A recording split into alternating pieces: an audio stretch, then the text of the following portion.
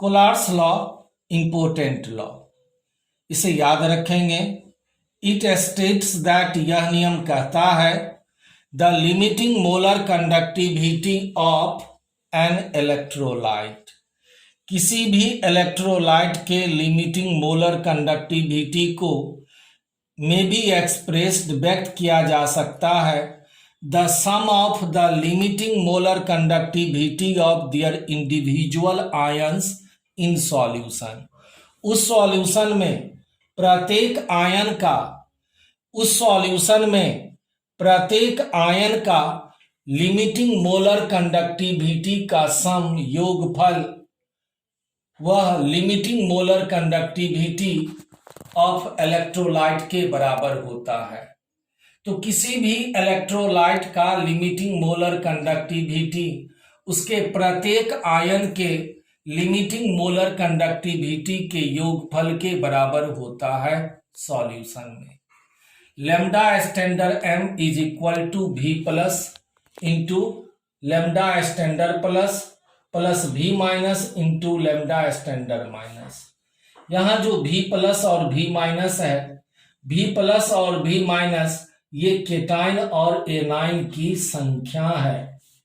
Lambda standard plus और lambda standard minus ये limiting molar conductivity है केटाइन का और ये एनाइन का रेस्पेक्टिवली। इसे और क्लियर यहां समझिए।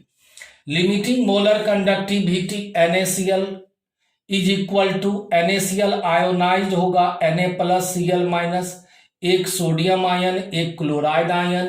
तो limiting molar conductivity of Na plus plus limiting molar conductivity of Cl minus. तो अगर कोई कंपाउंड रहे, न्यूट्रल रहे, उदासीन रहे तो कैपिटल लैम्डा का यूज करेंगे। अगर आयन रहे, केटाइन और एनाइन रहे, यहां स्मॉल लैम्डा का यूज करेंगे।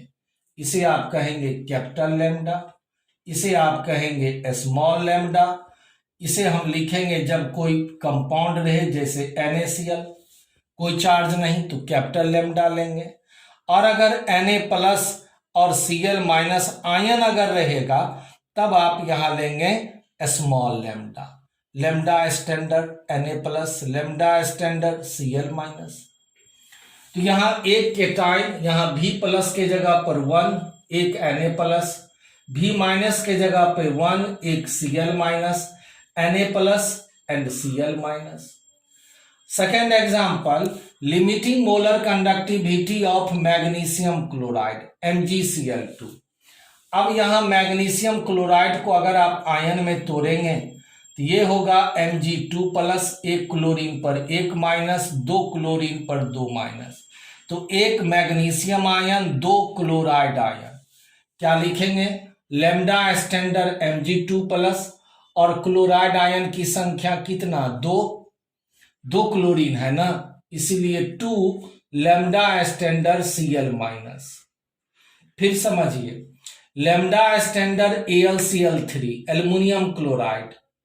एल्युमिनियम क्लोराइड अगर आप लेंगे तो एक बनेगा एल्युमिनियम आयन, 3 बनेगा क्लोराइड आयन, 3Cl माइनस। तो एक हो गया 1 lambda standard Al3 plus plus 3 गुना क्लोराइड आयन है, 3 lambda Cl minus, 3 lambda standard Cl minus. यहां ध्यान दीजिए, लैम्डा स्टैंडर्ड Fe2SO4 होल 3, इसको अगर आप आयन में तोड़िएगा तो यह फेरिक आयन Fe3 प्लस 2 है ना, तो 2। Sulphate ion SO4 2 minus, 3 sulphate ion है तो 3 सल्फेट आयन। तो 2 हो गया ferric ion, 2 lambda standard Fe3 plus, 3 हो गया sulphate ion, 3 lambda standard SO4 2 minus.